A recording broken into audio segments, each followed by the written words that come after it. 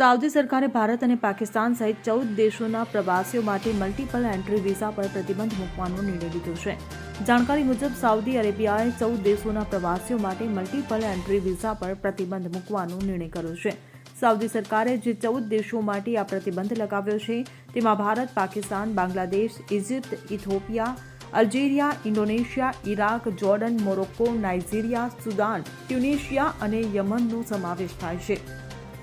અધિકારીઓનું કહેવું છે કે આ નિર્ણયથી હજ યાત્રાને વધુ સારી રીતે નિયંત્રિત કરવામાં મદદ મળશે. હવે આ દેશોના નાગરિકો માત્ર સિંગલ એન્ટ્રી વિઝા મેળવી શકશે, જે મહત્તમ 30 દિવસ માટે માન્ય રહેશે. આ નિર્ણયનો મુખ્ય ઉદ્દેશ્ય હજ યાત્રીઓની પરવાનગી વગર જતા રોકવાનો છે, જેઓ વિઝિટ વિઝા પર આવ્યા હતા અને પરવાનગી વગર હજ કરતા હતા.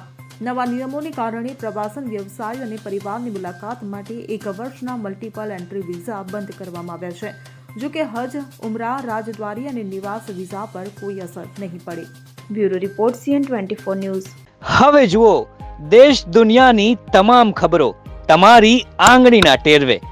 ઉઠાવો મોબાઈલ અને Google Play Store પરથી ડાઉનલોડ કરો અમારી CN24 ન્યૂઝ મોબાઈલ એપ.